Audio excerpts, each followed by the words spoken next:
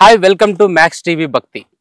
ఈరోజు మనతో పాటు ఉన్నారు మౌంట్ శంబల విశ్వశక్తి కేంద్రం నుంచి విజయశ్రీ అమ్మవారు.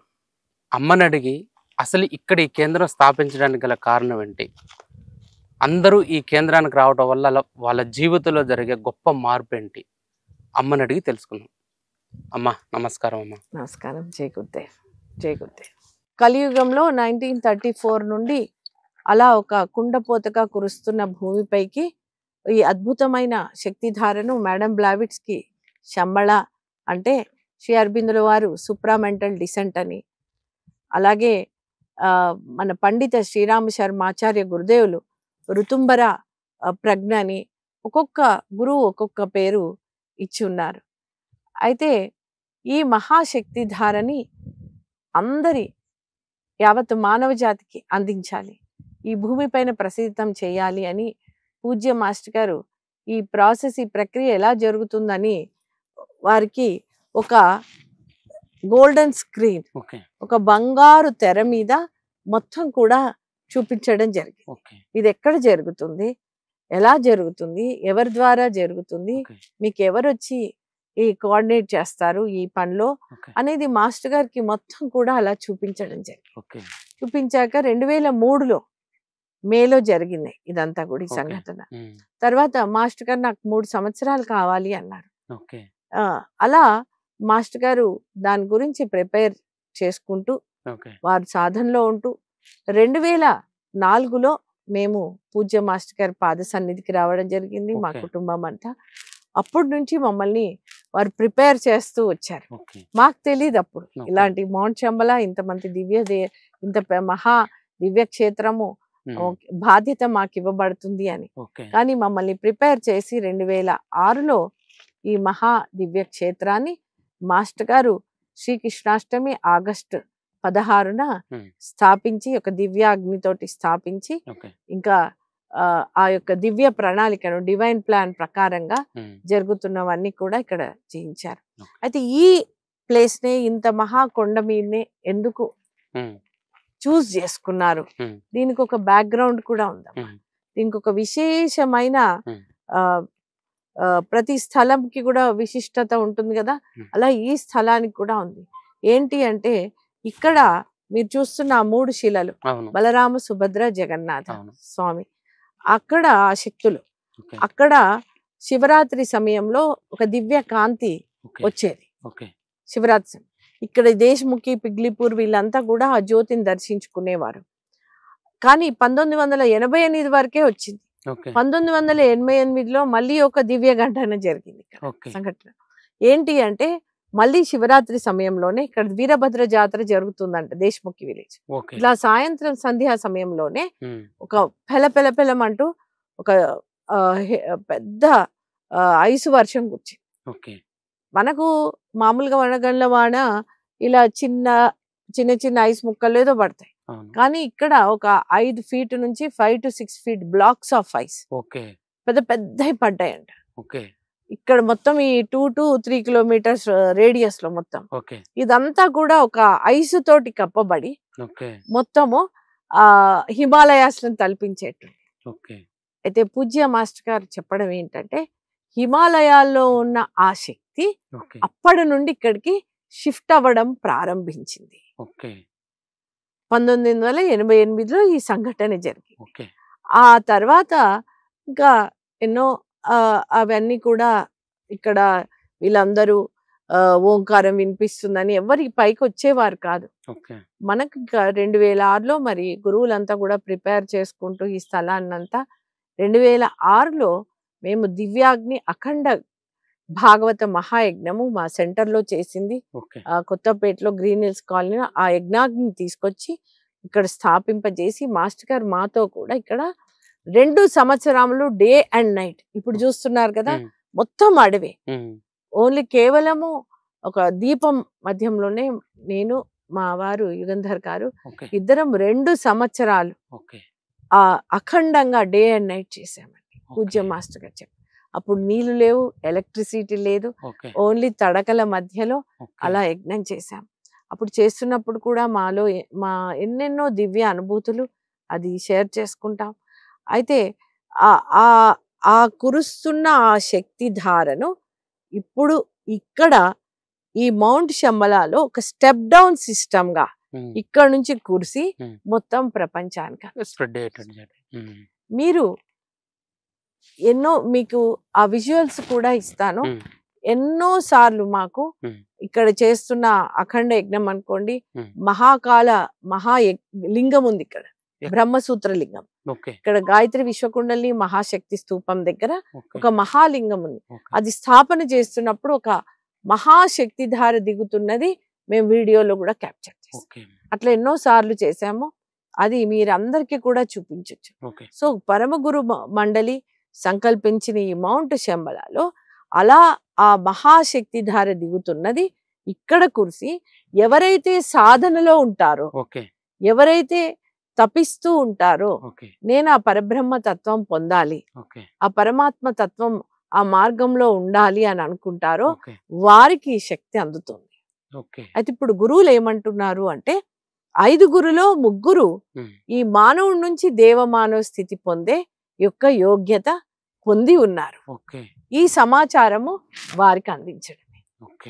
ఈ మన ఈ ఛానల్ ద్వారా, మ్యాక్స్ ఛానల్ ద్వారా నేను చెప్పేది ఏంటంటే మీ యొక్క కర్మానుసారంగా ఉన్న బాధ్యతలు నిర్వర్తిస్తూనే, ఆధ్యాత్మికత అంటే అన్ని వదిలేసి ఉండడం కాదు, అన్ని బాధ్యతలను కర్మానుసారంగా మనకు ఇవ్వబడినవి ప్రకృతి పరంగా, అవన్నీ నిర్వర్తిస్తూనే గురు యొక్క మార్గంలో మనం నడవాలి. ఈ 24 గంటల సమయాన్ని మనం ఆ సాధన, స్వాధ్యాయానికి, సేవకు కూడా ఎలా వినియోగిస్తామో అది మనపై ఉంది. ఒక స్మార్ట్ వర్క్ అని ఎలాగంటామో అలా మనము అది చూసుకొని కొరికే ఆధ్యాత్మికత అంటే జీవించే కళ, the art of living, science of living, technology of living. దీన్నే వైజ్ఞానిక ఆధ్యాత్మికత అంటారు. కాబట్టి దివ్యాత్మ స్వరూపులారా అందరు కూడా మౌంట్ శంబలాని దర్శించుకొని ఆ కుండపోతగా ఆ కాస్మాస్ నుండి, ఆ పైనుండి కురుస్తున్న మహాశక్తి ధారను శంబలాకి వచ్చి దర్శించి మౌనంగా ఉంటూ ధ్యానం చేస్తూ, అలాగే గాయత్రి మహామంత్ర సాధన కూడా ఇక్కడ అఖండంగా జరుగుతుంది. ఆ మంత్ర సాధనలో అలాగే ధ్యానంలో పాల్గొంటూ డైరెక్ట్గా మౌంట్ శంబలాలో కురుస్తున్న ఈ మహాశక్తిని పొందుతూ అణువణువున కూడా ధారణ చేస్తూ మొత్తం కూడా దివ్య మానవ స్థితి, దేవ మానవ స్థితి పొందండి. మన మహా లక్ష్యము అదే. ఇప్పుడున్న సమయంలో, ఇప్పుడు వాతావరణంలో భూమిపైన మొత్తం కూడా అలా దేవ మానవ స్థితి పొందే సమయము, వాతావరణము ఈ భూమిపైన వచ్చేసింది. ఇది మళ్ళీ మళ్ళీ కోట్ల సంవత్సరాలకు కూడా రాదు అని గురువులు చెప్తున్నారు. కాబట్టి మీకున్న సమయంలో ఇంట్లో సాధన చేసుకుంటున్నా కానీ మౌంట్ శంబలాకి విచ్చేసి ఈ శక్తిని పొందండి. మౌంట్ శంబలాలో ఇప్పుడు నేను చెప్పిన ఆ దివ్య కాంతి వచ్చిన క్షేత్రము బలరామ సుభద్ర జగన్నాథ స్వామి ఉన్న శంబలా తీర్థము అంటాం. అక్కడ మీరు కూర్చొని ధ్యానం చేస్తే ఎన్నెన్నో దివ్యమైన అనుభూతులు పొందుతారు. Will be getting linked up directly ఆ శంబలా తోటి. చూడొచ్చు మీరు, ఎంతో మంది అలా దివ్య అనుభూతులు పొందుతున్నారు. అంతేకాకుండా శ్రీ గాయత్రి విశ్వకుండలి మహాశక్తి స్తూపము ఇక్కడ మొత్తం కూడా అన్ని యూనికే అండి, విశిష్టమైనవి. ప్రపంచంలో ఎక్కడా లేనివి గురువులు శ్రీ శ్రీరామకృష్ణ సమర్థ సద్గురుదేవులు ఇక్కడ స్థాపించారు. జగజ్జనని మహాయోగేశ్వరీ దేవి 7 శిరస్సులతో 14 హస్తాలతో పూజ్య శ్రీ శ్రీరామకృష్ణ సమర్థ సద్గురుదేవులకి వారు దుర్గాష్టమి రోజున 1996లో దర్శనం ఇచ్చారు అమ్మవారిని. ఆ అమ్మవారిని ఇక్కడ 7 ఫీట్లు ఉంటుంది అమ్మవారు.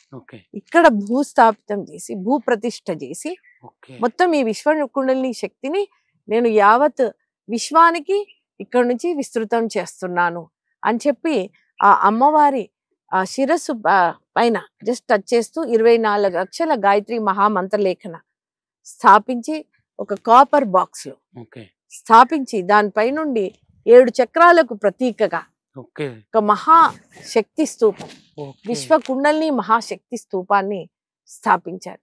మీరు చూడొచ్చమ్మా, ఆ విశ్వకుండలిని శక్తి బయటికి అలా ప్రసరితం అవుతూ ఒక డివైన్ ఆరా మీ కళ్ళతోటి చూడొచ్చు. ఓకే ఎక్కడా మీరు చూడరు ప్రపంచంలో. ఓకే అలాంటి ఒక డివైన్ ఆరా శక్తి వలయము అక్కడ కనిపిస్తూ ఉంటుంది. ఆ బయటకు వచ్చాడు. ఓకే అలాంటి అతి అతి శక్తి పవర్ఫుల్ అయిన శ్రీ గాయత్రి విశ్వకుండలిని మహాశక్తి స్తూపాన్ని స్థాపించారు గురుగారు. అంతేకాకుండా ఇప్పుడు ఇందాక మీరు చూసిన శ్రీ సప్తగో ప్రదక్షిణ, ఆ సప్తగో ప్రదక్షిణనే పూజ్య మాస్టర్ గారు వారి శరీరము త్యాగం చేసి ఒక్కరోజు ముందు, సమాధి అయ్యే ఒక్కరోజు ముందమ్మా, ఓకే అక్కడ ఒక పాయింట్ పెట్టి ఇది the universal gravity point, okay విశ్వ గురుత్వాకర్షణ శక్తి కేంద్రము ఓకే అని స్థాపించేశారు. ఓకే అందుకొరకే దీన్ని నేను విశ్వశక్తి కేంద్రం అని పెట్టానురా. ఓకే ఇది కోట్ల కోట్ల కోట్ల కోట్ల సంవత్సరాలు కావాల్సిన శక్తిని ఇక్కడ ఇచ్చేస్తాను, ఓకే ఇది వచ్చి అందరిని కూడా ఉపయోగించుకోమనండి అన్నారు. ఓకే అందుకొరకే ఈ విశ్వశక్తి విశ్వ గురుత్వాకర్షణ శక్తి కేంద్రం చుట్టూ కూడా ఒక 21 ఓంకారాల ప్రదక్షిణ పదం ఇక్కడ పెట్టాము.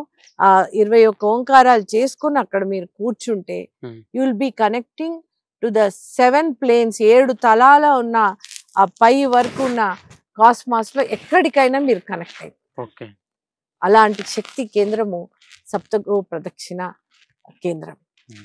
అలాగే ఇవి ఈ గాయత్రి విశ్వకుండలిని మహాశక్తి స్తూపము, సప్తగో ప్రదక్షిణ, శంబలా తీర్థము, ఇవే కాకుండా పూజ్య శ్రీ శ్రీరామకృష్ణ సమర్థ సద్గురుదేవుల యొక్క సమాధి మందిరం. ఎవరైతే అమరత్వము యావత్ మానవ జాతి యొక్క జన్మ హక్కు అన్నారో వారు కూడా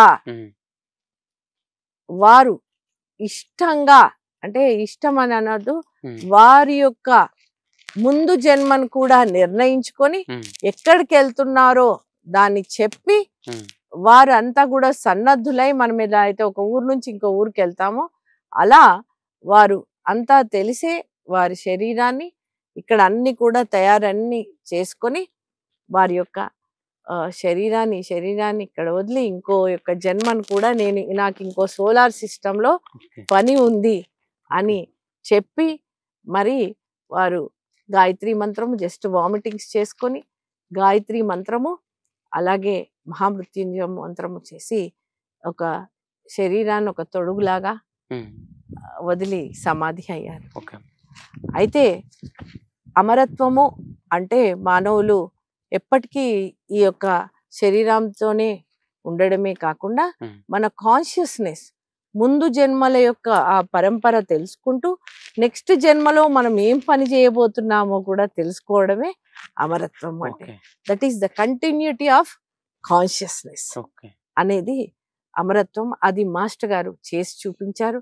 24,000 రోజులుగా జీవించున్నారు. 1948 అక్టోబర్ 14th వారు జన్మించి జూన్ 30th 2014 రోజున వారు సమాధి అయ్యారు. వారి యొక్క దివ్య సమాధి ఇక్కడ ఉంది. వారిని దర్శించుకొని ఆ శక్తి పొందొచ్చు. ఇవే కాకుండా వారు స్థాపించిన విశ్వగిరి ప్రదక్షిణా పదం ఉంది. ఇది కూడా ప్రపంచంలో చాలా యునీక్ అమ్మ, చాలా విశిష్టమైంది. ఈ మొత్తం కూడా గిరి ప్రదక్షిణా పదం 1 కిలోమీటర్ ఉంటుంది. అష్టలక్ష్ములను అష్టదిక్కులలో స్థాపించి గురుసత్తాన్ని అంతా కూడా స్థాపించి 49 అగ్నులోని స్థాపించడం జరిగింది. 49 అగ్నులు అంటే 49 లెవెల్స్ ఆఫ్ కాన్షియస్నెస్. 49 లెవెల్స్ లో ఉన్న చేతనత్వ స్థాయిలు, వాటిని మనం పొందుతూ ఈ ప్రదక్షిణ చేయొచ్చు. అసలు అంత అద్భుతమైంది, అంత యూనిక్, అంత విశిష్టమైంది శంబలా విశ్వగిరి ప్రదక్షిణ పదం. సో ప్రతి పౌర్ణమికి కూడా ఇక్కడ ఈ విశ్వగిరి ప్రదక్షిణ సాధన చేస్తూ ఉంటాము. ఎంతో మంది, 100 మంది వస్తారు, చేస్తాము. సో ప్రతి పౌర్ణమికి అమావాస్యకి ఇక్కడ విశిష్టమైన సాధనలు ఉంటాయి. ఏ రోజైనా ఇక్కడ ప్రతి ఒక్కరు ఇవన్నీ దర్శించుకుంటూ ఆ మహాశక్తిని పొందొచ్చు. అంతేకాకుండా గాయత్రి అక్షరన్యాస ధ్యాన మందిరం ఉంది, ఒక కేవ్. ఆ కేవ్ కూడా చాలా యూనిక్. అది మనం క్రియేట్ చేసిందమ్మా లేకపోతే మనం క్రియేట్ చేసి ఓకే అమ్మా పూజ మాస్టర్ గారు. ఓకే